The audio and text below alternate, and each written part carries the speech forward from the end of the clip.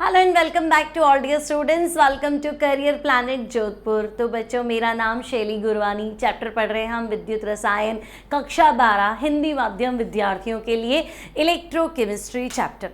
तो बच्चों, एक क्लास हम ले चुके हैं इलेक्ट्रोकेमिस्ट्री की, जिसके अंदर हमने जाना इलेक्ट्रोकेमिस्ट्री क्या होता है, सेल क्या होता है, सेल कितने प्रकार के होते हैं, और सबसे इम्पॉर्टेंट चीज़ कि अगर हमें इलेक्ट्रोकेमिकल सेल, विद्युत रासायनिक सेल की जानकारी चाहिए तो बच्चों विद्युत रासायनिक सेल हम कंस्ट्रक्ट कैसे करेंगे, बनाएंगे कैसे।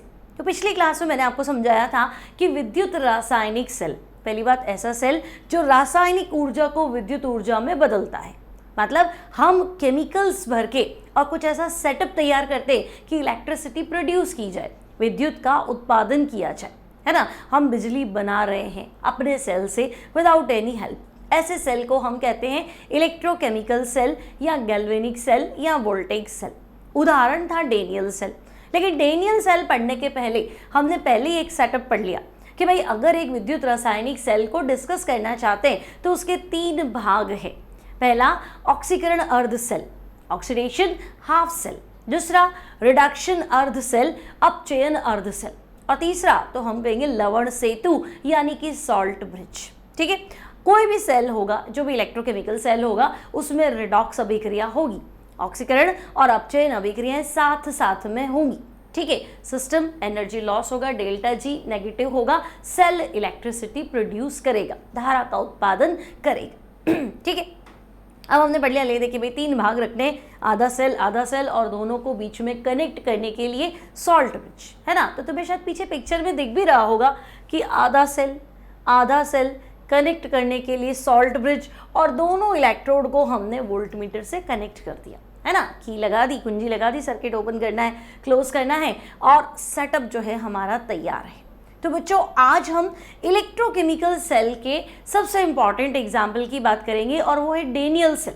आज हम सीखेंगे डेनियल सेल, है ना। डेनियल सेल का कंस्ट्रक्शन कैसे बना, क्रियाविधि, काम कैसे करता है, सेल में होने वाली अर्ध अभिक्रियाएं, half cell reactions, net cell reaction, Daniell cell का रिप्रेजेंटेशन यानी कि निरूपण, और डेनियल सेल अगर काम करेगा तो कितना काम करेगा, वोल्टेज कितना आएगा, सेल का विद्युत वाहक बल कितना आएगा, होता क्या है विद्युत वाहक बल, और डेनियल सेल द्वारा किया गया अधिकतम कार्य, प्लस उस पे बेस्ड न्यूमेरिकल।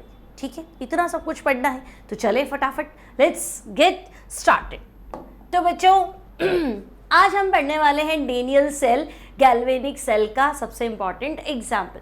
ठीक है, अब बच्चों डेनियल सेल बनाया था JF डेनियल नामक वैज्ञानिक ने, कंस्ट्रक्ट किया था। क्या करा उसने वो हमें देखना है। तो एटलीस्ट हमारे दिमाग में क्लास 1 से क्लियर है कि भाई इसने सेल बनाया होगा तो सेल के 3 भाग होते हैं, first half cell, second half cell और सॉल्ट ब्रिज, ऐसा कुछ तो लिया ही होगा। तो बिल्कुल आप जो सोच रहे हो बिल्कुल सही है ना। डेनियल ने क्या किया, 2 पात्र ली। ठीक है, डेनियल सेल जब भी बनाएंगे बच्चों तो हमारे पास 2 पात्र है, ये हमारा फर्स्ट कंटेनर और ये हमारा सेकेंड कंटेनर, दूसरा पात्र। ठीक है, अब बच्चों पहले पात्र में तो इसने भरा है, इसने रखा है जिंक का इलेक्ट्रोड, है ना। पिछली क्लास में बताया था, छड़ ले लो, प्लेट ले लो, तो यहाँ इसने रखी है जिंक की छड़, जिंक का इलेक्ट्रोड। ठीक है भाई, Zn इलेक्ट्रोड। दूसरे पात्र में तो बच्चों यहाँ इसने लिया है कॉपर का इलेक्ट्रोड। ठीक है, कॉपर इलेक्ट्रोड। अब बच्चों जिंक प्लेट को, जिंक की छड़ को इसने डुबोया है किसमें, तो हम कहेंगे ZnSO4 का विलयन। ठीक है, तो भाई ZnSO4 का सॉल्यूशन, जिंक इलेक्ट्रोड रखा है किसमें, तो हम कहेंगे ZnSO4 के विलयन। ओके, सिमिलरली बच्चों कॉपर इलेक्ट्रोड को इसने डिप किया है कॉपर सल्फेट के सॉल्यूशन में। ठीक, एग्जाम में आएगा डेनियल सेल का चित्र बनाकर इसकी क्रियाविधि समझाओ, अगर बोर्ड एग्जाम से तो, और कंपटीशन है तो इसके बेसिक टर्म समझने हैं। है ना, इस पे न्यूमेरिकल बनेंगे। तो बच्चों न्यूमेरिकल तभी सॉल्व कर पाएंगे जब हमें पूरा सेल का कंस्ट्रक्शन पता होगा। तो थोड़ा ध्यान से पढ़ेंगे, इंपॉर्टेंट चैप्टर है, ठीक है। तो हम कहेंगे चलो भाई कॉपर इलेक्ट्रोड, तो बच्चों इसको डिप किया गया है कॉपर सल्फेट के विलयन में, ठीक है। तो कुल मिला के आप कहना चाह रहे हैं जिंक इलेक्ट्रोड को ZnSO4 में डुबोया, कॉपर इलेक्ट्रोड को कॉपर सल्फेट के विलयन में डुबो दिया और बच्चों दोनों विलयनों को संपर्कित किया है। तो भाई कैसे संपर्कित किया है, तो हम कहेंगे दोनों विलयनों को उल्टे यू आकार की नलिका, अब थोड़ा यू ढंग से नहीं बना होगा तुम अच्छे से बनाना, है ना। दोनों इलेक्ट्रोडों को उल्टे यू आकार की नलिका, जिसे हमने नाम दिया है सॉल्ट ब्रिज, यानी कि लवण सेतु, ठीक है। तो भाई इसने लवण सेतु से कनेक्ट किया है, सॉल्ट ब्रिज से कनेक्ट किया। अब आप कहेंगे लवण सेतु तो आपने खाली बना दिया, तो भाई भर देते हैं, है ना। याद करो सिखाया था, लवण सेतु उल्टे यू आकार की कांच की नलिका है जिसके अंदर अक्रिय विद्युत अपघट्य इनर्ट इलेक्ट्रोलाइट, लाइक तुम KCl भर दो, KNO3 भर दो, अमोनियम क्लोराइड भर दो, अमोनियम नाइट्रेट भर दो। ऐसा विद्युत अपघट्य भरना है जिसमें धनायन की चाल और ऋणायन की चाल बराबर हो। और डायरेक्ट तो भरोगे नहीं ठोस अवस्था में, तो हम कहेंगे नहीं अक्रिय कैसे रहेगा, जब हम उसको जिलेटिन या एगार एगार के अंदर घोल देंगे, ठीक है। अब जिलेटिन क्या होता है, एगार एगार क्या आता है, पिछली क्लास में समझा रखा है, ठीक है, उसमें आप देखेंगे। अब बच्चों हम कहेंगे ओके चलो ये आपने सेटअप तो कर दिया, दोनों इलेक्ट्रोडों को तार से कनेक्ट करो। तो हम कहेंगे चलो जैसे ही मैंने वोल्ट मीटर लगाया, है ना, कुंजी भी लगा दी, ठीक है। तो बच्चों जैसे ही वोल्ट मीटर लगाया तो वोल्ट मीटर में विक्षेप आ रहा है ना। अब हम कहेंगे वोल्ट मीटर में विक्षेप आ रहा है मतलब बाह्य परिपथ में धारा का प्रवाह हो रहा है ना। अब तुम कह रहे हो अच्छा मैंने ये सेटअप किया, करंट आ रहा है, मैंने तो कोई इलेक्ट्रिसिटी कहीं से ली नहीं, है ना, मैंने तो सिर्फ ये सेटअप किया, जिंक इलेक्ट्रोड ZnSO4 में डुबो दिया, कॉपर इलेक्ट्रोड कॉपर सल्फेट में डुबो दिया और सॉल्ट ब्रिज लगा दी। सर्किट कंप्लीट कैसे होगा, तो सॉल्ट ब्रिज लगा दिया, लवण सेतु लगा दिया, है ना। अगर मैं नहीं लगाऊंगी इसको तो थोड़ी बाद सेल बंद हो जाएगा, काम करना बंद कर देगा। क्यों होगा तो अभी बताऊंगी कैसे, ठीक है। तो बच्चों हम क्या देख रहे हैं कि बाह्य परिपथ में धारा का प्रवाह हो रहा है, तो हम कहेंगे अच्छा धारा प्रवाहित हो रही है ना, यानी ये तो इलेक्ट्रिसिटी प्रोड्यूस कर रहे, भरे तो मैंने रसायन थे, तो कोई रासायनिक अभिक्रिया हुई होगी और रासायनिक अभिक्रिया के कारण जो रासायनिक ऊर्जा उत्पन्न हुई उसको हमने वायर के थ्रू क्या किया, इलेक्ट्रिसिटी में कन्वर्ट कर दिया, है ना। यहाँ तुम बीच में बल्ब लगा दो तो बल्ब ऑन हो जाएगा, तो बल्ब ऑन हो जाएगा मतलब बल्ब को ऑन होने के लिए तो लाइट चाहिए, इलेक्ट्रिसिटी चाहिए, है ना। लाइट तो आ रही है तो लाइट कैसे आएगी, बिजली चाहिए ना, तभी तो इलेक्ट्रिसिटी चाहिए, तभी तो बल्ब ऑन होगा। तो हम कहेंगे हाँ, और बल्ब को एनर्जी यहाँ से मिल रही भी, सप्लाई इन दोनों के बीच में बल्ब लगाओ वो ऑन। तो बच्चों बाह्य परिपथ में धारा हो रही आ रही है ना। तो हम कहेंगे धारा एक्चुअली है क्या, धारा क्या, आई फिजिक्स में पढ़ा है ना, आई क्या होता है, तो हम कहेंगे Q/T, flow of charge in per unit time, है ना, निश्चित समय के अंदर या इकाई समय में आवेश का प्रवाह, ठीक है। तो हम कहेंगे हाँ चार्ज फ्लो को, आवेश के प्रवाह को ही तो हम धारा कहते हैं। अब आवेश का प्रवाह, आवेश क्या, तो हमने पढ़ा कि भाई I = Q/T, Q आवेश है और आवेश होता है NE, N मतलब इलेक्ट्रॉनों की संख्या, E मतलब इलेक्ट्रॉन्स का आवेश, भाई कितने इलेक्ट्रॉन चले, 1 चले, 2 चला, 10 चला, 20 चला, है ना। तो NE/T, तो करंट पास हो रहा है मतलब इलेक्ट्रॉन चल रहे, इलेक्ट्रॉन का ऑपोजिट हम करंट मान लेते हैं, ठीक है। तो आप कह रहे हैं कि भाई बाह्य परिपथ में धारा प्रवाह हो रही है, तो मैं कह रही हूँ हाँ क्योंकि इलेक्ट्रॉन चल रहे। अब इलेक्ट्रॉन चल रहे हैं मतलब भाई मैंने जिंक लगाया, कॉपर लगाया, तुम कह रहे हो इलेक्ट्रॉन तो चल रहे हैं क्योंकि करंट आ रहा है, बल्ब लगाया तो बल्ब ऑन हो गया। तो बच्चों करंट आ रहा है मतलब इलेक्ट्रॉन चल रहे। अब कहाँ से कहाँ चलेंगे, क्या जिंक से कॉपर चलेंगे कि कॉपर से जिंक। तो अब आने वाली क्लासों में तो मैं पढ़ाऊंगी विद्युत रासायनिक श्रेणी, इलेक्ट्रोकेमिकल सीरीज, या क्लास 9-10 में भी आपने डिस्कस किया होगा इलेक्ट्रोकेमिकल सीरीज, कि जिंक और कॉपर में बच्चों जिंक की क्रियाशीलता कॉपर से ज़्यादा होती है। अगर मैं जिंक और कॉपर में कंपेयर करूं तो जिंक की इलेक्ट्रॉन त्यागने की क्षमता कॉपर से ज़्यादा है। तो अगर मैंने जिंक और कॉपर को कनेक्ट किया तो कॉपर हरगिज इलेक्ट्रॉन नहीं छोड़ेगा, अगर जिंक है तो जिंक को इलेक्ट्रॉन छोड़ना पड़ेगा क्योंकि वो ज़्यादा रिएक्टिव है, ठीक है। तो हमने कहा कि भाई जिंक जो है वो ज़्यादा रिएक्टिव है, यानी बच्चों अगर हम यहाँ देखें कि भाई इलेक्ट्रॉनों का प्रवाह कहाँ से कहाँ हो रहा है, तो आप कहेंगे जिंक से कॉपर, ठीक है।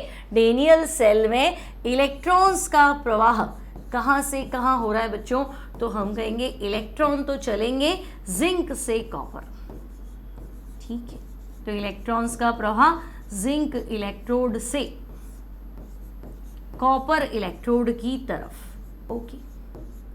तो ये तो इलेक्ट्रॉन्स चले, तो बच्चों धारा कैसे बह रही, तो अगर इलेक्ट्रॉन जिंक से कॉपर चले तो धारा बहेगी कॉपर से जिंक की तरफ, तो हम कहेंगे करंट तो उल्टा है ना। धारा प्रवाह बताओ, तो इलेक्ट्रॉन्स का उल्टा।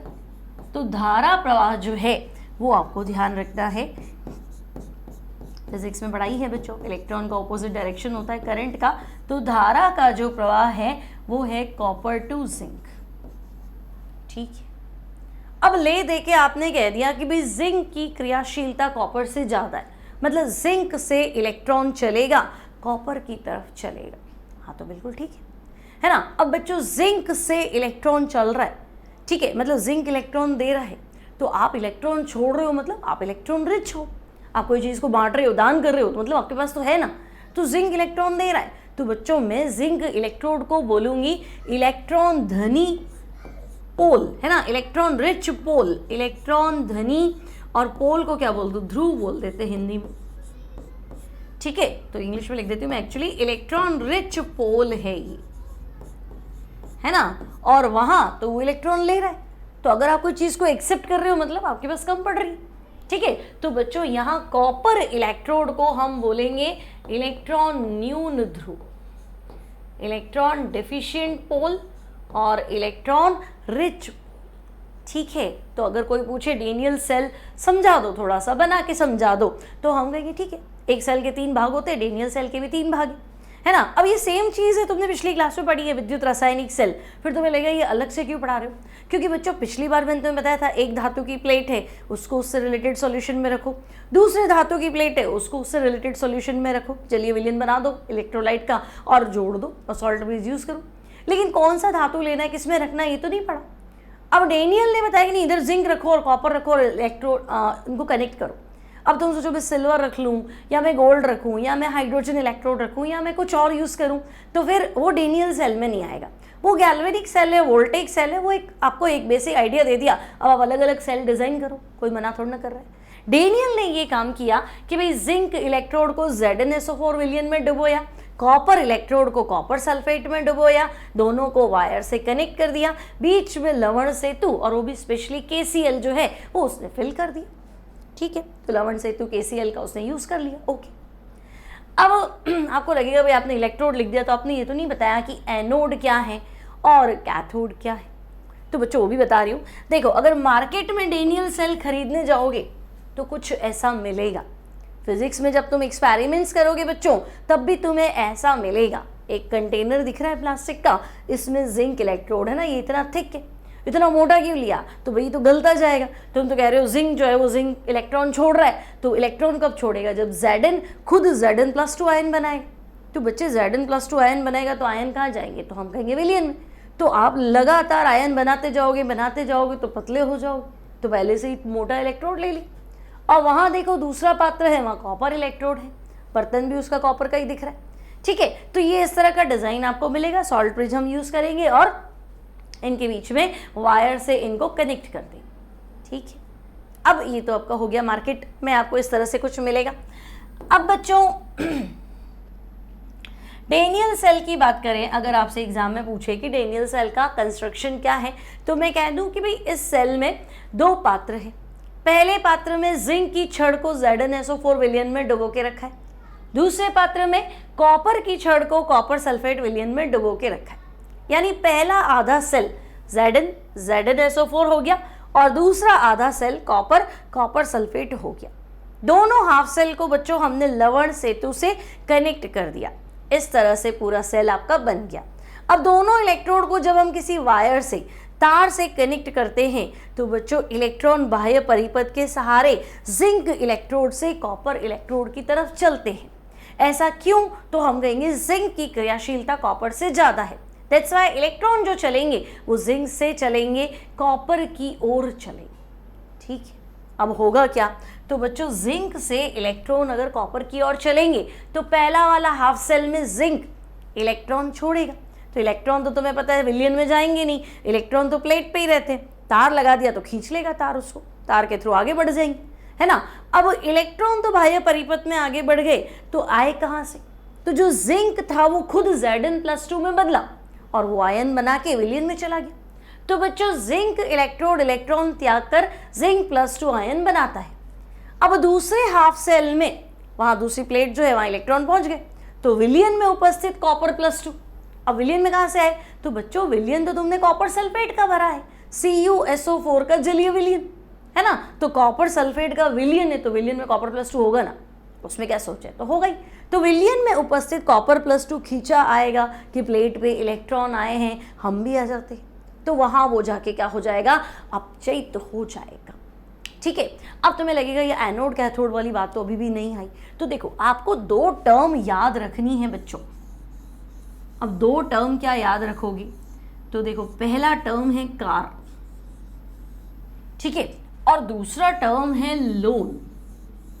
ठीक है, कार लेंगे बढ़िया वाली, लोन ले लेंगे कोई बात, तो कार लोन।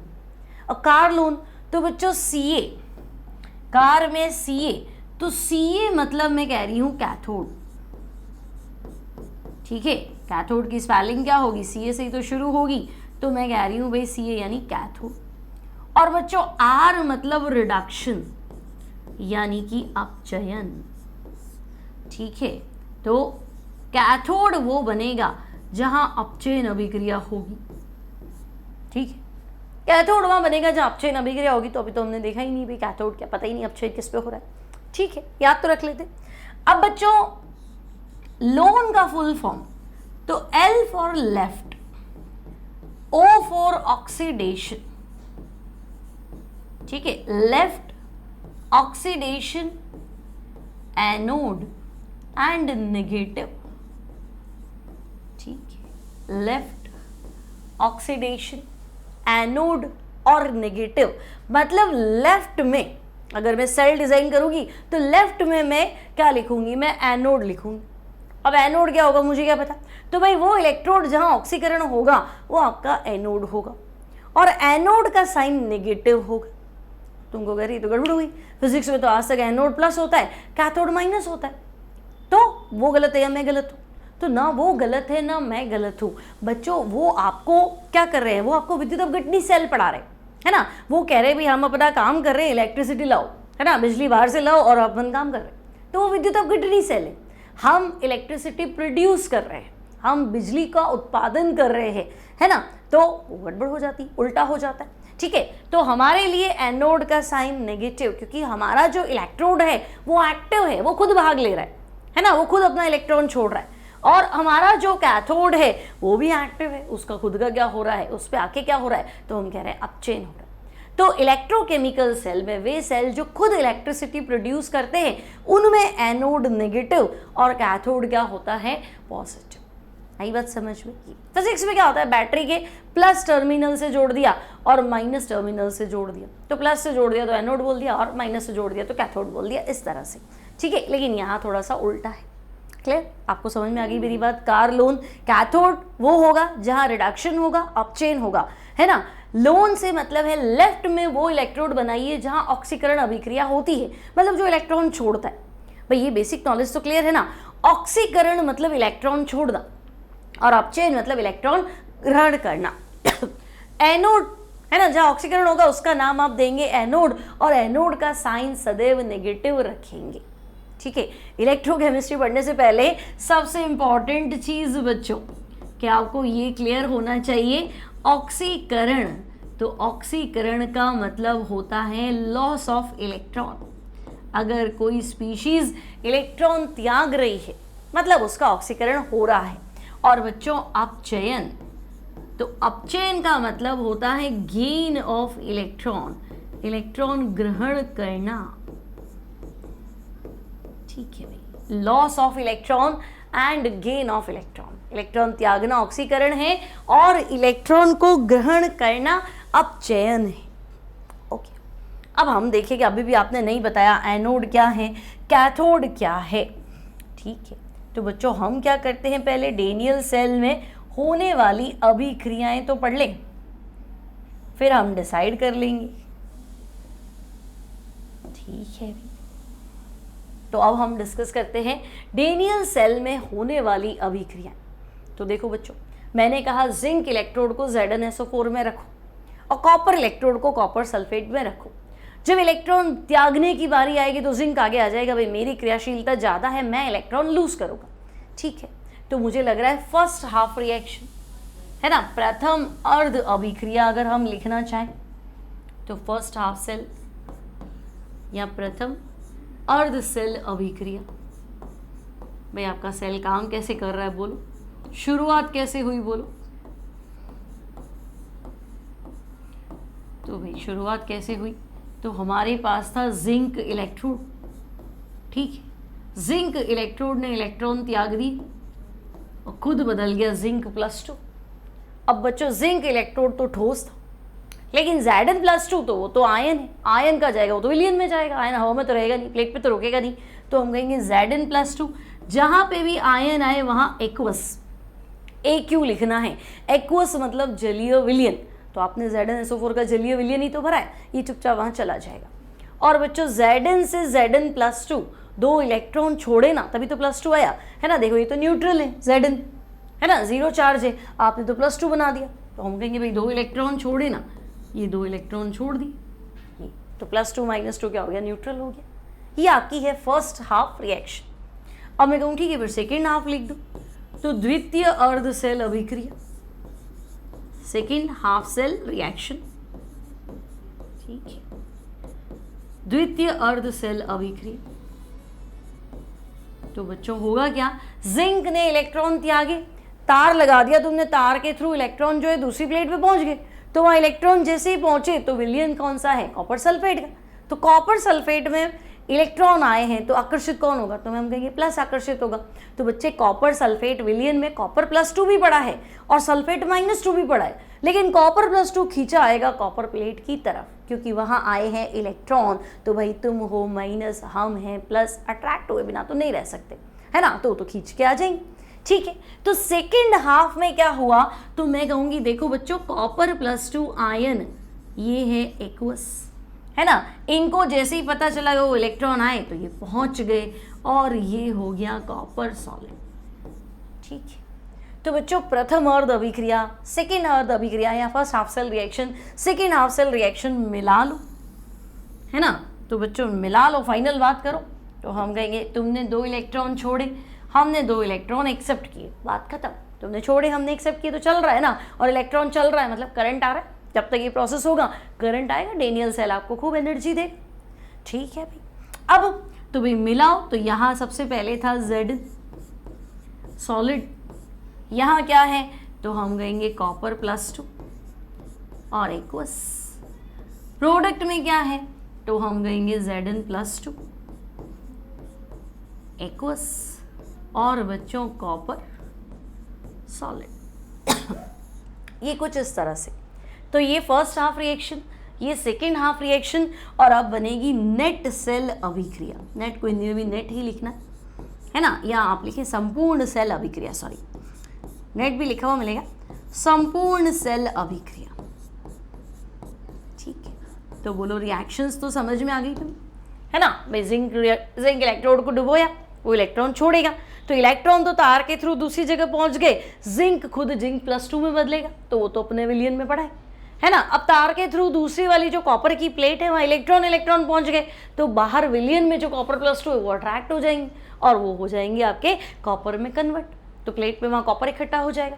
ठीक है, अब बच्चों ध्यान से देखो तो तुम्हें लगेगा पहली अभिक्रिया में लॉस ऑफ इलेक्ट्रॉन, इलेक्ट्रॉन त्यागे जा रहे हैं, और दूसरी में तुम्हें लगेगा गेन ऑफ इलेक्ट्रॉन, इलेक्ट्रॉन ग्रहण किए जा रहे हैं। तो हम कहेंगे हाँ, यहाँ लॉस ऑफ इलेक्ट्रॉन है, यहाँ गेन ऑफ इलेक्ट्रॉन है, इलेक्ट्रॉन त्याग हो रहा है, इलेक्ट्रॉन ग्रहण हो रहा है। तो बच्चों अगर फर्स्ट हाफ सेल में लॉस ऑफ इलेक्ट्रॉन है, इलेक्ट्रॉन त्यागे जा रहे हैं, मतलब आप कुछ ऐसा कहना चाह रहे हो कि ये तो ऑक्सीकरण अभिक्रिया है ना। प्रथम अर्ध सेल अभिक्रिया कौन सी है, तो मैं कहूँगी ये तो ऑक्सीकरण अभिक्रिया। ठीक है, और यहाँ देखो इलेक्ट्रॉन ग्रहण हो रहे हैं, तो हम कहेंगे भाई ये तो अपचयन अभिक्रिया है। ठीक है, तो ऑक्सीडेशन रिएक्शन और रिडक्शन रिएक्शन। ठीक है। अब बच्चों अगर इलेक्ट्रॉन त्यागे गए तो जहां इलेक्ट्रॉन का त्याग हुआ वहां ऑक्सीकरण, और जहां इलेक्ट्रॉन ग्रहण हुए वहां क्या हुआ, अपचयन। अब मैंने आपको क्या सिखाया थोड़ी देर पहले, तो मैंने तुम्हें सिखाया ना कार्लोन, जहां अपचयन हुआ उसका नाम कैथोड दे देना, और जहां ऑक्सीकरण हुआ उसका नाम एनोड दे देना। ठीक है, तो हम कहेंगे कुल मिला के आप कहना चाह रहे हो कि ये जो अभिक्रिया हो रही है जिंक इलेक्ट्रोड पे, है ना, ये तो एनोड अभिक्रिया है कि नहीं, ये क्या है, तो हम कहेंगे एनोड अभिक्रिया। और यहाँ आप कह रहे हो अच्छा इलेक्ट्रॉन ग्रहण हो रहा है तो अपचयन हो रहा है, यानी ये कौन सी अभिक्रिया है, तो हम कहेंगे अपचयन तो कैथोड पे होता है, तो ये आपकी कैथोड पे होने वाली अभिक्रिया है। तो बात तो सही है, फर्स्ट थी आपकी एनोड रिएक्शन, सेकंड क्या थी बच्चों, तो हम कहेंगे सेकंड थी हमारी कैथोड रिएक्शन।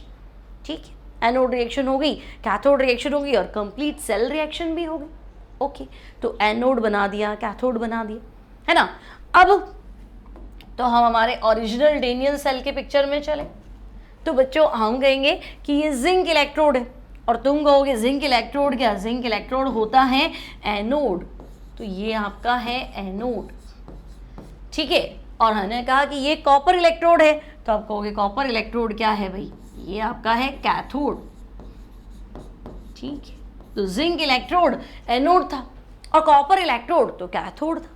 ठीक है, अब बच्चों जिंक इलेक्ट्रोड पे ऑक्सीकरण हुआ इसलिए आपने एनोड बोला। मैंने आपको पूरा शब्द सिखाया था लोन, LONA और N, तो लेफ्ट में बनाया क्या, तो हमने कहा हाँ बिल्कुल लेफ्ट में बनाया। लेफ्ट में उसको बनाना है जहां ऑक्सीकरण हो, ताकि हम दिखाएं इलेक्ट्रॉन चल रहे हैं, बिल्कुल बना दिया, ऑक्सीकरण भी हो रहा है। जहां ऑक्सीकरण हुआ उसका नाम एनोड है क्या, बिल्कुल है। साइन आपको क्या रखना है, तो बच्चों नेगेटिव, है ना। और वैसे भी मैंने कहा था इलेक्ट्रॉन रिच पोल है भाई, ये इलेक्ट्रॉन दे रहा है तो ये नेगेटिव, और ये इलेक्ट्रॉन न्यून पोल है तो ये पॉजिटिव। अब लड़ना मत कि फिजिक्स में तो उल्टा पढ़ा दिया, फिजिक्स में उल्टा नहीं पढ़ाया, फिजिक्स में विद्युत अपघटनी सेल पढ़ते हो, है ना। यहाँ क्या पढ़ते हो, यहाँ पढ़ रहे हो विद्युत रासायनिक सेल। ठीक है, इसको विद्युत अपघटनी में बदल सकते, अगली क्लास में सिखाऊंगी कि भाई आपका डेनियल सेल आपको इलेक्ट्रिसिटी दे रहा था, नहीं अब ना उल्टा कर दो, इसको कैथोड बना दो, सॉरी इसको एनोड बना दो, इसको कैथोड बना दो, बना देंगे। कोई काम उल्टा करना है तो दिक्कत क्या है, एनर्जी खर्च होगी, बन जाएगा, है ना। भाई बाहर गर्मी है तो मेरा रूम अपने आप गर्म हो जाएगा, कोई दिक्कत थोड़ा ना है।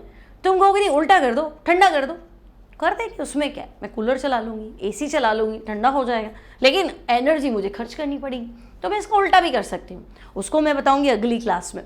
ठीक है, एक्सटर्नल सर्किट में हम क्या चेंज करेंगे कि ये जो हमारा विद्युत रासायनिक सेल है ये विद्युत अपघटनी सेल हो जाएगा, है ना। फिलहाल कोई टेंशन नहीं, समझ में आ गया, सिंपल है। कोई पूछे डेनियल सेल तो खट से बोलना जिंक इलेक्ट्रोड ZnSO4 में डुबोया, कॉपर इलेक्ट्रोड कॉपर सल्फेट में डुबोया, दोनों विलयनों को लवण सेतु से संपर्कित किया और दोनों इलेक्ट्रोड के बीच में तार लगा दिया। जैसे ही तार लगाया, वोल्टमीटर लगाया, बत्ती जल गई, विक्षेप आ गया, मतलब बाह्य परिपथ में धारा का प्रवाह हो रहा है। ठीक है, लवण सेतु तो हमने कहा दोनों को कनेक्ट किया है ना, लवण सेतु से उल्टे यू आकार की कांच की नलिका है जिसमें अक्रिय विद्युत अपघट्य like KCl, KNO3, ammonium chloride, ammonium nitrate, agar agar यहाँ जिलेटिन में फिल है। सिंपल, सांस ले लूं, सरल है, कोई तकलीफ नहीं है, इतना ज़्यादा क्या है इसमें, कुछ है ही नहीं, याद भी हो गया होगा, है ना, और रटना भी नहीं है भाई। जो बेसिक कंस्ट्रक्शन मैंने देखा वो लिख दिया। ठीक है, और कुछ की पॉइंट्स मुझे पता होनी चाहिए, कैथोड किसे बोलूँगी, एनोड किसे बोलूँगी, कहाँ कौन इलेक्ट्रॉन छोड़ेगा, कौन इलेक्ट्रॉन गेन करेगा। ठीक है, अब बच्चों प्रॉब्लम क्या है, न्यूमेरिकल करते टाइम तो ये सब काम नहीं आना है ना, न्यूमेरिकल करते टाइम ठीक है ये आपका थियरी है ना। अब मुझे डेनियल सेल को रिप्रेजेंट करना, उससे पहले चलो एक लवण सेतु, तुम्हारे को नोट्स चाहिए तो मैंने प्रॉपर दे दिया है तुम्हें, है ना। अगली पिछली क्लास में तुम फिर कहोगे कि ना लवण सेतु पे नोट्स प्रॉपर नहीं लिखे हुए थे, तो ये अब लवण सेतु के बारे में पढ़ लो कि उल्टे यू आकार की कांच की नलिका है, अक्रिय विद्युत अपघट्य, ये 4 लिख दिए मैंने, है ना। ये सब हमने भर दिए हैं एगार एगार जिलेटिन में, और दोनों एंड पे कॉटन प्लग्स होते हैं, एकदम से थोड़ा ना मुझे आयंस पहुंचाने, तो कॉटन प्लग्स होते हैं। ठीक है, अब बच्चों लवण सेतु में तुमसे पूछे KCl या NaCl भर दे क्या, तो भाई मेरा तो सीधा साधा कॉन्सेप्ट है कि ऐसा विद्युत अपघट्य भरेंगे जिसमें धनायन की चाल और ऋणायन की चाल बराबर हो। भाई 2 लोग बीमार है तो मुझे दोनों तक बराबर क्या करना है, सामान पहुंचाना है, तो ये जिस स्पीड से दौड़ेगा ना वो स्पीड इसकी भी होनी चाहिए ताकि टाइम पे पहुंच जाए। अब ये कर क्या रहा है, तो देखो एग्जैक्टली क्या हुआ बच्चों, जैसे हमने हमारा सेल डिज़ाइन किया है ना, तो मैंने कहा कि भाई इसने इलेक्ट्रॉन तो छोड़े, है ना, जिंक +2 में बदला, तो बच्चों ये क्या हुआ, धीरे धीरे Zn+2 आयन बनाता है। तो तुम्हारे विलियन में हो गए Zn+2 आयन, तो हम गए यहाँ बिल्कुल हो गए। और इलेक्ट्रॉन तो तुमने खींच लिए ना भाई, चार्ज न्यूट्रलिटी बनी रहती तो कोई दिक्कत नहीं, प्लस माइनस थे, न्यूट्रल था, कोई टेंशन नहीं। लेकिन इलेक्ट्रॉन तो तुमने खींच के यहाँ पहुँचा दिए वायर के थ्रू, ठीक है। अब जैसे ही तुमने यहाँ इलेक्ट्रॉन पहुँचाए तो यहाँ उपस्थित कॉपर+2 आयन जो है बच्चों, वो तुम्हारे यहाँ चले गए और ये तो उदासीन हो गए, है ना। तो तुमने क्या किया, तुमने यहाँ से इलेक्ट्रॉन यहाँ पहुँचाए, यहाँ के कॉपर+2 तुमने खींच ली, पीछे रह गया माइनस, और ये बेचारी रॉड जो है ये गलती गई और यहाँ विलियन में क्या रह गया, प्लस। तो एक चार्ज कैसे रहेगा, न्यूट्रल होना चाहिए ना, जितना प्लस उतना माइनस। तो तुम कह रहे हो नहीं न्यूट्रल तो है ही नहीं, ये तो प्लस प्लस हो रहा है, वो माइनस माइनस हो जाए, कॉपर+2 तो समझे ना, कॉपर+2 तो अपचयित हो गया, कॉपर में कन्वर्ट हो गया, पीछे सल्फेट बचा है विलियन के अंदर। तो हम कहेंगे तो चार्ज न्यूट्रलिटी है ना, आवेश के उदासीनता सिद्धांत के खिलाफ है, जहाँ प्लस होगा वहाँ माइनस होना ही चाहिए। तो ये काम थोड़ी देर में बंद हो जाएगा, सारा सेटअप गड़बड़ हो जाएगा, ठीक है। अब लवण सेतु जो है ये हमारा हीरो है, ये आया क्या रे भाई प्लस ज़्यादा हो रहा है, ये खट क्या करेगा, यहाँ से माइनस छोड़ता जाएगा। मान लो इसमें KCl भरा है ना, ये फटाफट इसको क्लोराइड देगा, भाई पहुँचाओ उसको न्यूट्रल करो, इसको शांत कर देगा।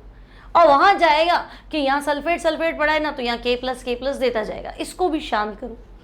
अब तुम सोचोगे नहीं मैं KCl नहीं भरूंगा, मैं तो ये भरूंगा। अब मान लो एक की स्पीड ज़्यादा एक की कम है, तो एक तो पहुँचा के और उसको न्यूट्रल कर दिया, और दूसरा तो बेचारा रो ही रहेगा, भाई आया ही नहीं, तू सामान ही नहीं लाया ही नहीं, सेल फिर काम करना बंद कर देगा, तो गड़बड़ हो जाएगी, है ना। तो लवण सेतु तो जरूरी है, बिना सॉल्ट ब्रिज आप सेल की उम्मीद नहीं कर सकते, पॉसिबल ही नहीं, ठीक है। तो सॉल्ट ब्रिज का कॉन्सेप्ट तुम्हें समझ में आ गया, सॉल्ट ब्रिज कैसे काम करेगा, ठीक है। तो लवण सेतु क्या होता है तो हमने पढ़ लिया।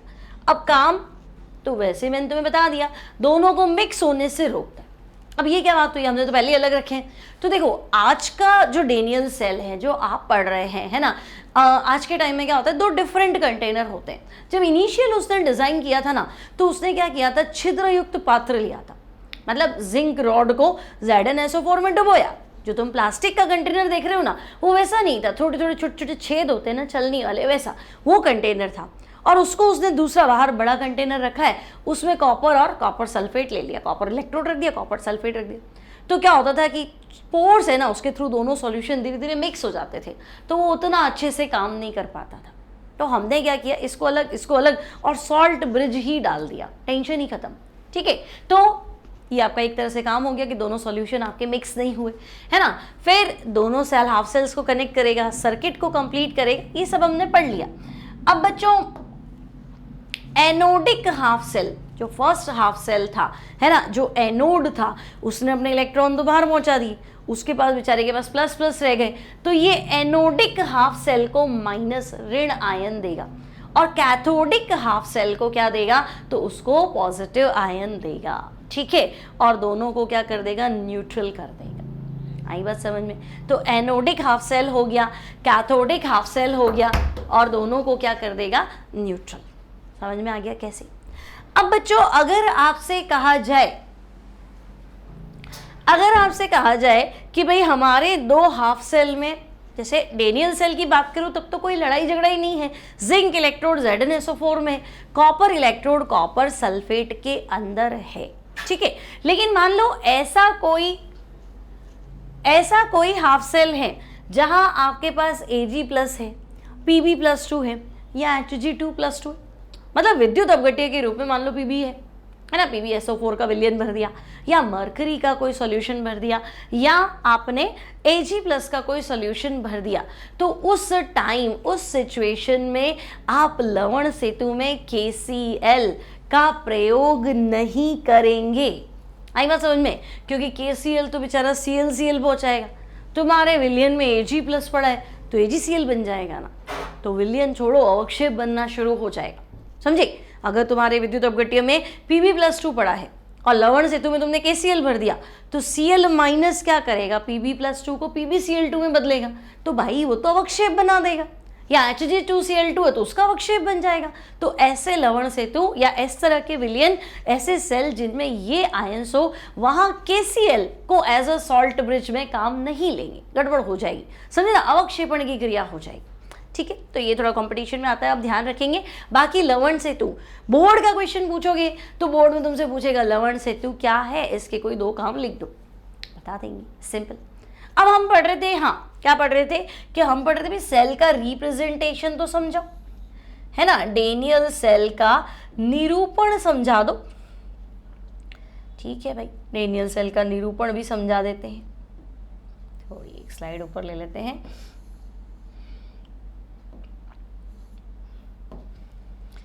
ठीक है, तो बच्चों नेक्स्ट टॉपिक है representation of Daniell cell. Daniell cell का निरूपण।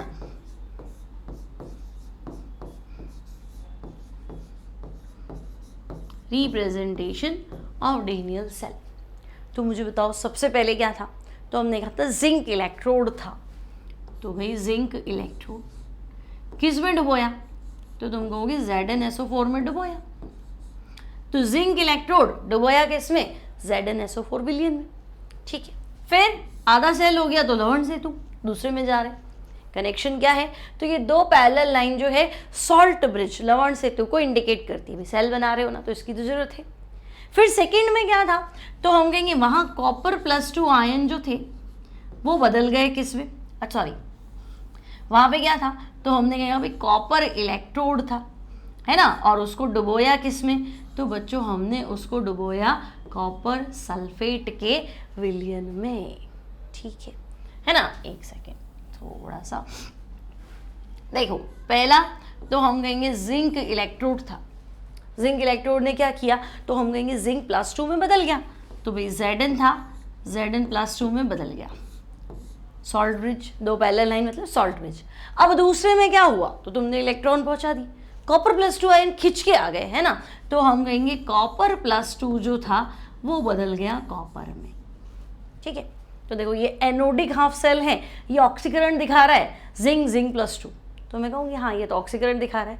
और यहाँ देखो Cr+2 कॉपर, ये क्या दिखा रहा है, तो हम कहेंगे तो अपचयन दिखा रहा है। तो ऐसे बनाना है। ठीक है, अब मैं ऐसा लिख दूं कि भाई Zn+2 कहाँ जाएगा, तो विलयन कौन सा था, तो ZnSO4। और Cr+2 कहाँ से आएगा, तो विलयन कौन सा है, तो हम कहेंगे कॉपर सल्फेट। ठीक है, और Cr+2 बदला किसमें, कॉपर। तो बच्चों ये डेनियल सेल का रिप्रेजेंटेशन है। First half cell, second half cell, ऑक्सीकरण अभिक्रिया, अपचयन अभिक्रिया, एनोडिक सेल, कैथोडिक सेल, और बीच में 2 पैरेलल लाइन मतलब सॉल्ट ब्रिज। ठीक है, अब आपने सोचा कि हाँ यार अब तो बहुत सिंपल है, डेनियल सेल तो बिल्कुल मतलब याद होने वाली बात हो गई कि हाँ एक आधा सेटअप ये कर दिया, आधा सेटअप ये कर दिया, सॉल्ट ब्रिज है, वोल्ट मीटर जैसे ही लगाया तो वो दोनों का क्या कर रहा है, वो विक्षेप दिखा रहा है, मतलब वो विभवांतर माप रहा है। ठीक है, अब बच्चों सेल का EMF निकालो, सेल का विद्युत वाहक बल, तो हम कहेंगे ये सेटअप जैसे ही करा, है ना, तो वो अधिकतम वोल्टेज जो आपको मिला, अधिकतम वोल्टेज मतलब कि भाई आपका एक एनोड है, एक कैथोड है, आपने बता दिया एनोड कौन है, कैथोड कौन है, तो 2 इलेक्ट्रोडों के बीच में विभव का अंतर, जब बाहरी परिपथ में कोई करंट नहीं आ रहा है या बिल्कुल लिटिल करंट में सेल बनाया है, सेटअप किया है, सेटअप होते ही आपको जो पोटेंशियल मिलेगा, क्योंकि अब थोड़ी थोड़ी देर में करंट आना शुरू हो जाएगी ना, तो पोटेंशियल ड्रॉप हो जाएगा, तो पोटेंशियल ड्रॉप हो जाएगा, उसे तो तुम क्या बोलोगे, विभव अंतर। सेल का विद्युत वाहक बल क्या होता है कि आपने नया नया सेटअप किया है, कैथोड है, एनोड है, प्रॉपर सॉल्यूशन में आपने डिप कर दिया है ना, अब आपने जैसे ही इनको कनेक्ट किया, दोनों इलेक्ट्रोडों के बीच के विभव का अंतर क्या है, तो बच्चों वो विभव का जो अंतर है वो है आपका विद्युत वाहक बल। जब बाह्य परिपथ में कोई धारा नहीं है या बिल्कुल सूक्ष्म धारा है ना, क्योंकि अब करंट जैसे जैसे पास होगा पोटेंशियल ड्रॉप हो जाएगा। ठीक है, तो वो अधिकतम विभव की बात कर रही हूं मैं, वो है सेल विभव या सेल का मानक विद्युत वाहक बल। अब मैंने मानक शब्द क्यों यूज किया, तो मानक परिस्थितियां ले लेंगे। पिछली क्लास में बताया था ना मानक परिस्थितियां क्या होती है, तो ताप इतना होना चाहिए, कितना 298 केल्विन, दाब इतना होना चाहिए, कितना 1 atm या 1 बार रख लो, है ना। तो भाई ये टेम्परेचर, ये प्रेशर और कंसंट्रेशन, सांद्रता स्टैंडर्ड रखो ना 1 मोल प्रति लीटर, ठीक है। तो हम कहेंगे अब आप जो भी दोनों इलेक्ट्रोडों के बीच के विभव का अंतर बता रहे हो वो सेल का मानक विद्युत वाहक बल।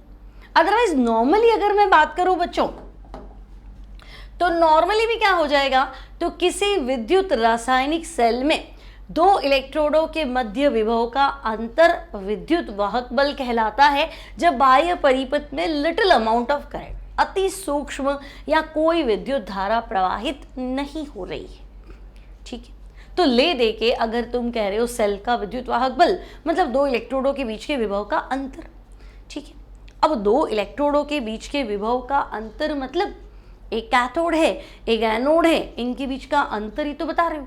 तो हम कहेंगे हाँ, तो बच्चे ई नॉट सेल निकाल, मानक विद्युत वाहक बल। तो मैं कहूँगी मानक विद्युत वाहक बल क्या, एक मेरे पास क्या है कैथोड है तो ई नॉट कैथोड माइनस, तो बच्चों माइनस ई नॉट एनोड, ठीक है। 2 इलेक्ट्रोड के बीच का विभव का अंतर E naught cathode minus E naught anode, ये फॉर्मूला है। फिर तुम्हें लगे अच्छा ऐसा भी तो कर सकते हैं कि कैथोड को तो हम राइट में लिखते हैं, है ना। मैं देखो दायां बायां तो मैं खुद ही कंफ्यूज हो जाती हूँ। कैथोड क्या बताया था, देखो एनोड क्या बताया था, लोन लेफ्ट में एनोड, है ना, लेफ्ट ऑक्सीडेशन एनोड, तो एनोड को लेफ्ट में लिखते हैं, तो कैथोड को कहाँ लिखते हैं, राइट में लिखते हैं, दायां होता है ना। तो मैं कहूँगी नहीं ई नॉट राइट, ठीक है, माइनस, तो बच्चों माइनस ई नॉट लेफ्ट। तो आप इन दोनों इलेक्ट्रोड के विभव का अंतर निकालो, ई नॉट सेल आ जाएगा, ठीक है। अब ये दोनों फॉर्मूले कब यूज करेंगे, तो बच्चों ये यूज करेंगे जब मानक अपचयन विभव दिया गया हो, ठीक है। ये दोनों फॉर्मूले हम यूज कर लेंगे, कब यूज करेंगे, तो जब आपको मानक अपचयन विभव, समझे, अब वापस भूल गए होगे पिछली क्लास का, एसआरपी दिया गया हो, ठीक है। अब टेंशन करने की जरूरत नहीं है, क्या है एसआरपी का कॉन्सेप्ट तो नया आ गया, कैसे फाइंड करेंगे, तो ऐसा कुछ नहीं है, ठीक है ना। अभी धीरे धीरे मैं सिखाऊंगी ना तो तुम्हें लगेगा इससे इजी चैप्टर तो मैंने आज तक पढ़ा ही नहीं, सारे क्वेश्चन बन जाएंगे बच्चों, लग जाएंगे सारे क्वेश्चन, टेंशन की बात ही नहीं है, ठीक है। तो बच्चों स्टैंडर्ड रिडक्शन पोटेंशियल, ठीक है भाई, IUPAC जो है ना उसने सारे मेटल्स के आपको एसआरपी दे रखे हैं, है ना। एसआरपी मतलब हम ऐसा मानते हैं कि ये धातु आयन है और ये धातु अपचयन विभव दे रखा है, भाई M + N M में बदल रहा है, तो आपको लगेगा ठीक है दोनों का अपचयन विभव दे दिया। तो बच्चों कैथोड में तो अपचयन होता है, कोई दिक्कत नहीं, लेकिन एनोड में ऑक्सीकरण होता है ना, और आपको अपचयन विभव दे रखा है, तो कह रहा है मैंने आगे माइनस लगा दिया ना, बस आगे साइन नेगेटिव कर दिया। अब तुम लोग मैं भूल जाऊंगा यार कैथोड क्या है एनोड क्या है, और राइट लेफ्ट तो बिल्कुल ही खत्म हो जाएगा, क्या राइट है क्या लेफ्ट है। तो तुम छोड़ो, मैं तुम्हें नया फॉर्मूला दे देती हूँ, तुम अपने सारे क्वेश्चन जो है उसी फॉर्मूले से बनाओगी बच्चों,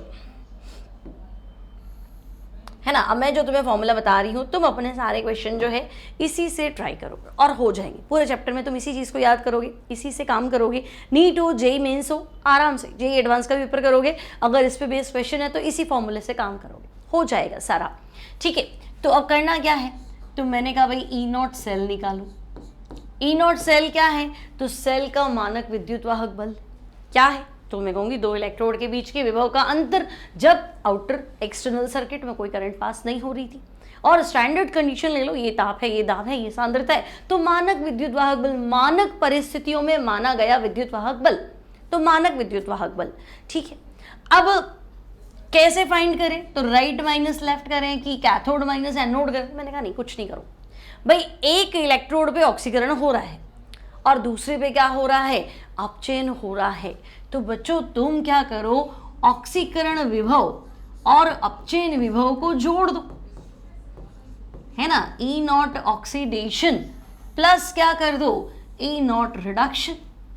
ई नॉट ऑक्सीडेशन क्या है, तो बच्चों वो ऑक्सीकरण विभव है, ठीक है, ऑक्सीकरण विभव है। अब ई नॉट लिखा है तो फिर नोट मतलब तो स्टैंडर्ड हो गया ना, मानक ऑक्सीकरण विभव, और ई नॉट रिडक्शन का मतलब है मानक अपचयन विभव। तो तुम ऑक्सीकरण विभव और अपचयन विभव को जोड़ दो, बस तुम्हारा काम हो जाएगा, है ना। ई नॉट सेल, सेल का मानक विद्युत वाहक बल प्राप्त हो जाएगा। ठीक है भाई, ऐसा करना है क्या, सेल का मानक विद्युत वाहक बल प्राप्त करने के लिए ऑक्सीडेशन पोटेंशियल और रिडक्शन पोटेंशियल को जोड़ना है। कुल मिला के इतनी सी बात है। तो मैं कहूँगी हाँ बस जोड़ दो, हो जाएगा तुम्हारा काम। अब आप तो कह रहे हो आईयूपीएसी के अकॉर्डिंग एसआरपी दिया होता है ना। अच्छा, मानक ऑक्सीकरण विभव मतलब स्टैंडर्ड ऑक्सीडेशन पोटेंशियल, एसओपी। मानक स्टैंडर्ड ऑक्सीकरण ऑक्सीडेशन विभव यानी पोटेंशियल, और मानक अपचयन विभव यानी एसआरपी, स्टैंडर्ड रिडक्शन पोटेंशियल, मानक अपचयन विभव। ठीक है, तो इन दोनों को जोड़ दो, अपने आप क्लियर। अब फिर वही बात कि भाई आईयूपीएसी तो एसआरपी दे रखा है सबका, एसओपी कैसे निकालेंगे, तो बच्चों सिर्फ साइन बदल दो, है ना। अगर एसआरपी माइनस का 0.76 है, अगर एसआरपी माइनस का 0.76 है तो एसओपी प्लस का 0.76, और तो क्या, साइन बदल दो बस, और कुछ नहीं करना है, तुम्हारा काम निकल जाएगा, तुम्हारा क्वेश्चन बन जाएगा। ठीक है, समझ में आ गया सारी बातें। जैसे जैसे अप्लाई करोगे ना और चीज़ें क्लियर होती जाएंगी, सिंपलीफाई होता जाएगा। ठीक है, टेंशन नहीं लेना है, सिंपल ही है वैसे बहुत। ठीक है, अब मान लो तुम्हारा पहला क्वेश्चन बना कि भाई आपको एक सेल रिएक्शन दे रखी है, कॉपर है, ट्वाइस Ag प्लस है, कॉपर +2 और ट्वाइस Ag। मैंने पहले ही कहा था जहाँ उदासीन हो वहाँ ठोस लिखना, जहाँ आयन हो वहाँ एक्वस लिखना। आयन जो है वो विलयन में चले जाएंगे, और अगर वो ठोस ही है तो मतलब अभी काम किया नहीं है उसने, अब काम करेगा। ठीक है, तो ये आपकी सेल अभिक्रिया है। तो बच्चों अर्ध सेल अभिक्रिया लिखो और सेल का निरूपण करो। ठीक है, इसमें क्या बड़ी बात है, कर ही सकते हैं। देखो हमें पता है कि भाई एक ऑक्सीकरण होता है और एक अपचयन होता है, फर्स्ट हाफ सेल और सेकंड हाफ सेल। अब बच्चों फर्स्ट हाफ सेल मतलब एनोड अभिक्रिया लिख दूं क्या, तो हम कहेंगे हाँ पहले एनोड अभिक्रिया, लेफ्ट में वैसे ही एनोड लिखना था। और एनोड में क्या होता है तो तुम सीधा सीधा बता देना भाई, एनोड में तो ऑक्सीकरण होता है, तो मुझे कुल मिला के ऑक्सीकरण अभिक्रिया बता दो। अब ये मत पूछना ऑक्सीकरण क्या होता है, मेरे को तो पता ही नहीं, फिर तो क्या होगा। तो ऑक्सीकरण मतलब लॉस ऑफ इलेक्ट्रॉन, इलेक्ट्रॉन का त्यागना ऑक्सीकरण। तो इसमें देख के बताओ ना भाई कौन इलेक्ट्रॉन छोड़ रहा है। तो देखो कॉपर न्यूट्रल था, उदासीन कॉपर है, कॉपर +2 में आ गया, तो कॉपर से कॉपर +2 2 इलेक्ट्रॉन छूटे हैं ना, तो हम कहेंगे हाँ पहले कॉपर था फिर कॉपर +2 था, इससे 2 इलेक्ट्रॉन छोड़े हैं। ठीक है, तो बच्चों एनोड रिएक्शन तो पहले कॉपर था फिर कॉपर +2 में बदल गया। ठीक है, अब ये मत पूछना आपने S क्यों लिखा, AQ क्यों लिखा, जहाँ न्यूट्रल है वहाँ सॉलिड लिखना है, जहाँ आयन है वहाँ एक्वस लिखना है। और ये डायरेक्ट बदल गया क्या, 2 इलेक्ट्रॉन कौन छोड़ेगा, तो हम कहेंगे हाँ भाई 2 इलेक्ट्रॉन छूटे, सही है। +2 -2, अब -2 समझे ना, एक इलेक्ट्रॉन का चार्ज -1 है, मैंने आगे 2 लिखा है तो 2 इलेक्ट्रॉन का चार्ज -2 हुआ ना, तो +2 -2 न्यूट्रल। ठीक है, तो ये तो हो गई बच्चों एनोड अभिक्रिया। अब अगर मैं तुमसे कहूँगी नहीं तुम तो बताओ कैथोड अभिक्रिया। ठीक है, कैथोड अभिक्रिया पूछ रहे हो, अभी बताए थे कैथोड अभिक्रिया। अब कार का मतलब क्या था, तो Ca कैथोड पे रिडक्शन यानी कैथोड पे अपचयन होता है, तो आपको मुझे बतानी थी अपचयन अभिक्रिया। ठीक है, तो भाई गेन ऑफ इलेक्ट्रॉन, तो अगर 2 इलेक्ट्रॉन छोड़े हैं तो 2 कोई काम में तो लेगा, तो हम कहेंगे हाँ 2 इलेक्ट्रॉन छोड़े हैं तो 2 कोई काम में लेगा। तो बच्चों ट्वाइस Ag प्लस, एक Ag प्लस के बस में तो एक ही इलेक्ट्रॉन था, ट्वाइस Ag प्लस तो इसके बस में 2 इलेक्ट्रॉन है, तो twice Ag plus 2 electron accept करके ट्वाइस Ag सॉलिड में बदल जाएगा। तो हम कहेंगे हाँ उसने 2 छोड़े, इन्होंने 2 इलेक्ट्रॉन एक्सेप्ट कर लिए। ठीक है, अब नेट सेल अभिक्रिया बताओ, संपूर्ण सेल अभिक्रिया, तो दोनों को जोड़ के ही तो लिखना है और तो क्या करना है।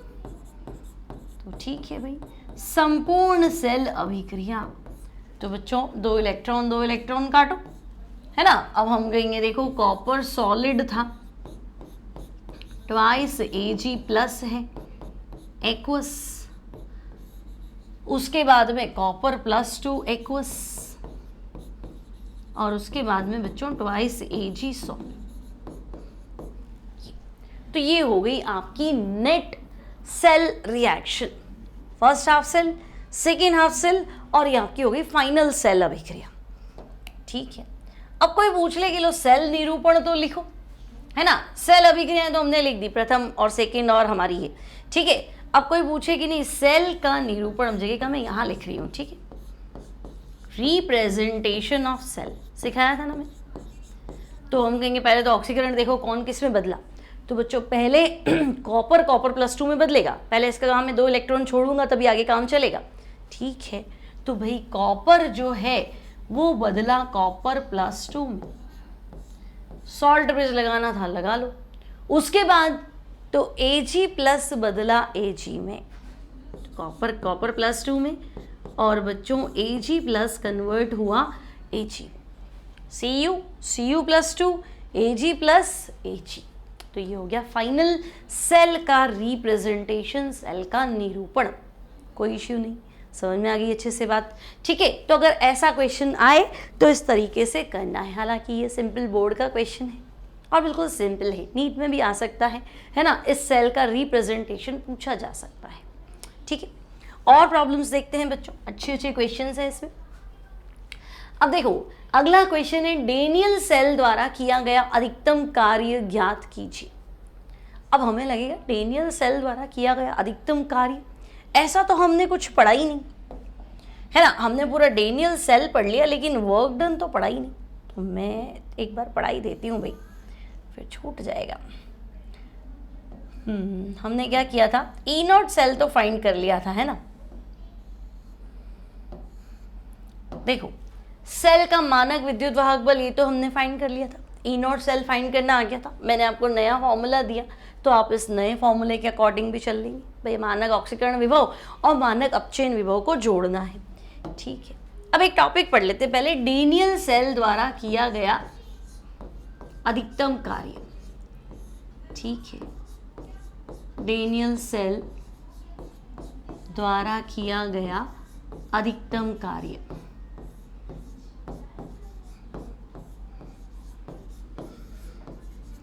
अब बच्चों अगर लगातार सेल क्या करेगा, अगर लगातार इलेक्ट्रॉन फ्लो करेगा तो हम पूछेंगे ना सेल कितनी देर चलेगा, बैटरी कितने वोल्ट की, कितना काम करेगा, 2 घंटे चलेगा, 3 घंटे चलेगा, कितना चलेगा बताओ। तो मैक्सिमम वर्क डन हम उसी को बोल रहे हैं, है ना। अधिक किया गया अधिकतम कार्य, है ना। तो मैं कहूँ कि भाई कोई सिस्टम कितना काम करता है उसको हम उसके एनर्जी लॉस से रिप्रेजेंट कर सकते हैं।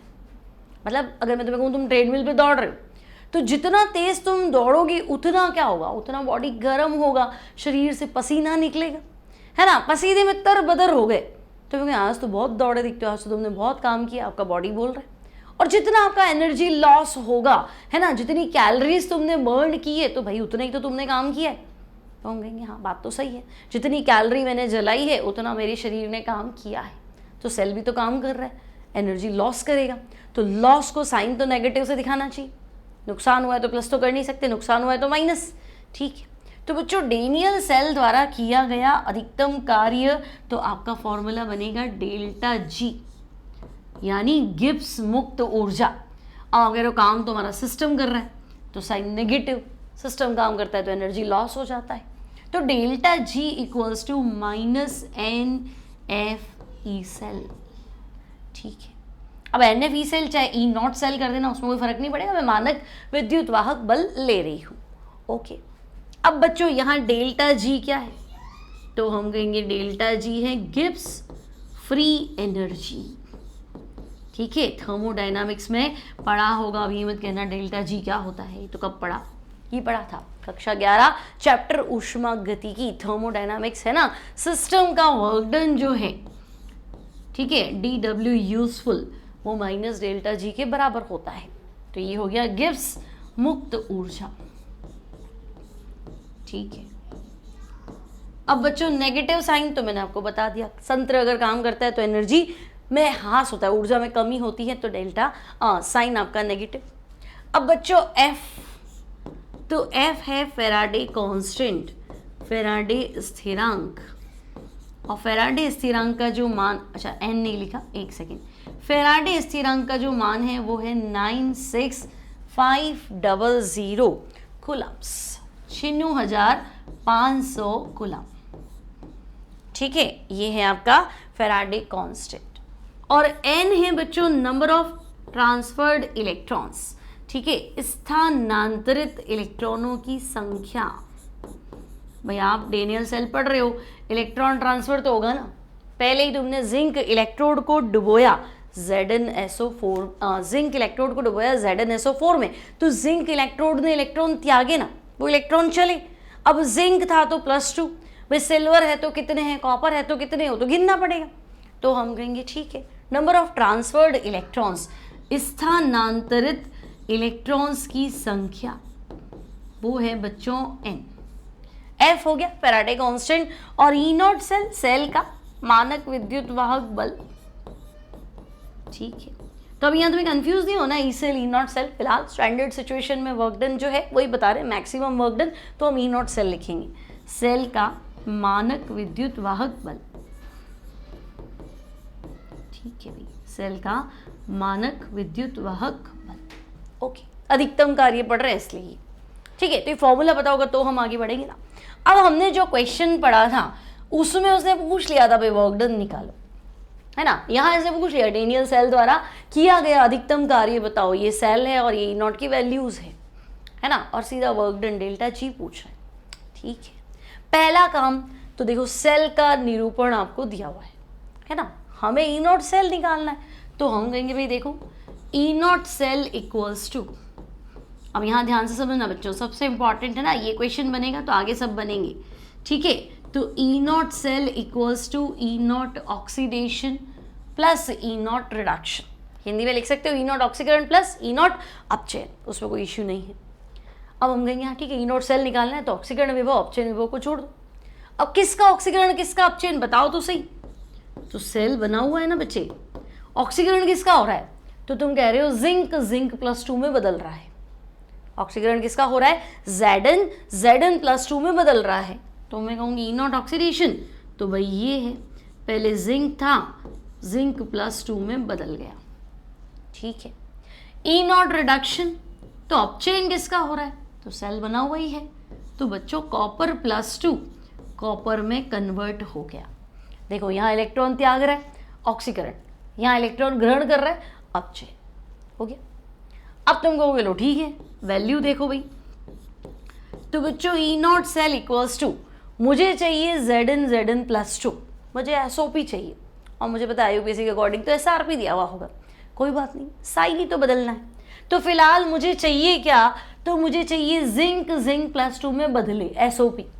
तुम कह रहे हो नहीं भाई हमारे पास तो है Zn +2 Zn में बदल रहा है, अपचयन विभव SRP, तो मैंने तुम्हें कहा था SOP और SRP में सिर्फ साइन बदलना है। तुम्हें Zn +2 चाहिए, तो मैं उल्टा दिया हुआ है, साइन बदल दो, तो -0.76 की जगह प्लस का 0.76 कर दो, टेंशन क्यों कर रहे हो, ठीक है। तो Zn +2 में तुम कहोगे अच्छा भाई इतना ही तो करना था, प्लस का 0.76। और बच्चों E0 कॉपर +2 कॉपर, तो ये तो दिया हुआ है, देखो मुझे अपचयन विभव चाहिए, अपचयन विभव तो हमेशा दे रखा होता है, तो 0.34, ठीक है भाई। तो बच्चों तुम्हारा जो E0 सेल आएगा वो आएगा 1.10 वोल्ट, है ना, आपका जो E0 सेल आएगा वो आएगा 1.10 वोल्ट, कोई दिक्कत नहीं। डेनियल सेल का विद्युत वाहक बल तो तुमने फाइंड कर लिया, ओके। लेकिन तो कह रहा है अधिकतम कार्य बताओ, हम पहुंच जाएंगे EMF तक तो पहुंचे, तो हम कहेंगे हाँ चलो भाई EMF तक तो पहुंचा, कार्य भी बता दो। तो मैंने तुम्हें अभी एक फॉर्मूला सिखाया, delta G equals to -NF E0 cell, ठीक है। तो बच्चों माइनस मतलब सेल काम कर रहा है, एनर्जी लॉस तो होगा। N कितने इलेक्ट्रॉन ट्रांसफर हुए, तो देखो Zn +2 में बदला तो 2 इलेक्ट्रॉन छोड़े होंगे, और कॉपर +2 कॉपर में बदला, वही 2 इलेक्ट्रॉन ग्रहण की, तो हम कहेंगे ट्रांसफर की बात कर रहे हो तो भाई 2 इलेक्ट्रॉन ट्रांसफर हो रहे। F फैराडे कांस्टेंट, फैराडे स्थिरांक, आगे आने वाली क्लासेस में बताऊंगी कि इसकी वैल्यू 96500 क्यों लिखते हैं, 96500 क्यों लिख रहे हैं, है ना, 485 ऐसा कुछ होता है, लेकिन 96500 लिखते हैं अप्रॉक्स, ठीक है। क्या होता है ये सब हम नेक्स्ट क्लासेस में डिस्कस करेंगे। तो हम कहेंगे चलो फैराडे कांस्टेंट हो गया 96500, और बच्चों E0 सेल तो हम कहेंगे 1.10, ये लो। अभी सॉल्व तो तुम कर लोगे ना, तो delta G equals to -2 into, तो हम कहेंगे 96500 इंटू 1.10। तो भाई सॉल्व तुम कर लेना, है ना। मेरे पास जो सॉल्यूशन है उसमें है 212,300, ठीक है, 212,300, हाँ ऐसा ही कुछ है, चेक तुम्हें करना है, ठीक है। अब देखो 96,500 कूलम और ई नॉट सेल क्या था, तो वोल्ट था, तो कूलम इंटू वोल्ट, तो फिजिक्स तो पढ़ते ही है, एक फॉर्मूला पढ़ा है W बराबर QV। W क्या था, कार्य, Q क्या है, चार्ज कूलम में, V क्या है, वोल्ट। तो बच्चों कूलम इंटू वोल्ट जूल होता है, ठीक है, तो टेंशन मत करना कि लो कूलम इंटू वोल्ट है, आप जूल लिख रहे हो, तो W बराबर QV, कूलम इंटू वोल्ट क्या होता है, तो भैया वो तो जूल ही होता है, तो ये हो गया जूल, -212,300 जूल, कार्य हो गया, ये हो गया, समझ में आ गया। साइन क्यों बदला, समझ में आ गया। मुझे SOP चाहिए, तुम SRP दे रहे हो, साइन बदल दो, ठीक है। एक और क्वेश्चन करा देती हूँ लास्ट में, जाते जाते तुम्हें याद रहे कि भाई ये आया तो कैसे करेंगे। तो देखो तुम्हारे पास है कॉपर और सिल्वर इलेक्ट्रोड का गैल्वेनिक सेल। अब डेनियल क्यों नहीं लिखा, तो भाई डेनियल एक साइंटिस्ट था, उसने कहा मैं जो ये सेटअप बना रहा हूँ ना वो जिंक और कॉपर लेके बना रहा हूँ, अब तुम 50 और बना दो, वो मेरा नाम नहीं दूंगा, मैं तो जिंक और कॉपर को ही अपना नाम दूंगा, ठीक है। तो उन्होंने एक और सेटअप किया है, कॉपर और सिल्वर सेल रिप्रेजेंटेशन निरूपण ये है। तो बच्चों यदि दोनों अर्ध सेल मानक परिस्थितियों में है तो EMF ज्ञात कर लो, ठीक है, EMF ही तो ज्ञात करना है। तो हम कहेंगे हमारा फॉर्मूला तो फिक्स है, हमारा फॉर्मूला है E naught cell equals to E naught oxidation plus E naught अपचयन रिडक्शन, ठीक है। अब बच्चों E naught cell equals to ऑक्सीकरण किसका हो रहा है, तो देखो कॉपर कॉपर +2 में बदल रहा है, तो बच्चों E नॉट कॉपर कॉपर +2 में बदल रहा है, और रिडक्शन तो देखो Ag प्लस Ag में बदल रहा है। तो हम कहेंगे हाँ भाई कॉपर कॉपर +2 में बदल रहा है और Ag प्लस Ag में बदल रहा है, ठीक है। अब बोलो क्या कॉपर कॉपर +2 में बदल रहा है, SOP है, कॉपर कॉपर +2 में बदल रहा है, 2 इलेक्ट्रॉन त्याग रहा है, SOP चाहिए, तो हमें पता है SOP तो कोई देता नहीं है और कोई SRP देता है, चेक कर लेते, तो मुझे उल्टा दे रखा है, तो साइन बदल दो, मुझे तो कॉपर को कॉपर +2 में कन्वर्ट करना है, तुम कह रहे हो नहीं उल्टा है, तो साइन बदल दो, अभी वो प्लस है तो माइनस कर दो, तो हम कहेंगे ठीक है भाई माइनस का 0.34, तो ये हो गया। अब बच्चों Ag प्लस Ag में बदल रहा है तो SRP तो दे देता है, उसमें तो कोई टेंशन नहीं, तो हम कहेंगे हाँ है 0.80, बस। अब E नॉट सेल निकाल दो, तो बच्चों E नॉट सेल जो आया 80 में से 3 कम कर दो, 50 और 4 कम कर दो, तो 0.46 आ गया, ठीक है। तो आपका जो E नॉट सेल बैठा है वो बैठा है 0.46, सही है ना, 50 60 70 80, हाँ ठीक है। तो ये हो गया आपका फाइनल वोल्टेज, इस सेल का EMF जो है वो है 0.46 वोल्ट। क्लियर, समझ में आ गया, पूरा लेक्चर समझ में आ गया है ना। आराम से धीरे धीरे पढ़ना है ना, डबल डबल ट्रिपल स्पीड करके मत पढ़ना, अगर फर्स्ट टाइम पढ़ रहे हो तो बिल्कुल आराम से पढ़ोगे क्योंकि नई चीज़ें हैं, ठीक है। तो थोड़ा टाइम लगता है इसके अंदर, सेल वगैरह है और सेल से रिलेटेड क्वेश्चन है, EMF है, लेकिन है बहुत ईजी है, बहुत ईजी। कॉन्सेप्ट्स और की पॉइंट्स जो है वो बनने चाहिए। कॉन्सेप्ट्स अगर आपके क्लियर है तो कोई सेल दे दे, सीधा डेनियल सेल पढ़ते तो फिर यहाँ फंस जाते, ये कैसे सॉल्व करूँ, है ना। इसलिए हमने सेल बनाना सीखा, फिर डेनियल ने जो उसको यूज़ किया उस डिज़ाइन को वो सीखा, उसके बाद में न्यूमेरिकल सीखे, वर्क डन सीखा। तो सिंपल है, बहुत सरल है, कुछ भी नहीं है, ठीक है। वीडियो अच्छा लगे तो लाइक करेंगे, शेयर भी कर लेंगे, रोज रोज कहना नहीं पड़े, है ना। मिलेंगे अगली क्लास में आगे वाले टॉपिक के साथ। Till then take care and goodbye and bye bye.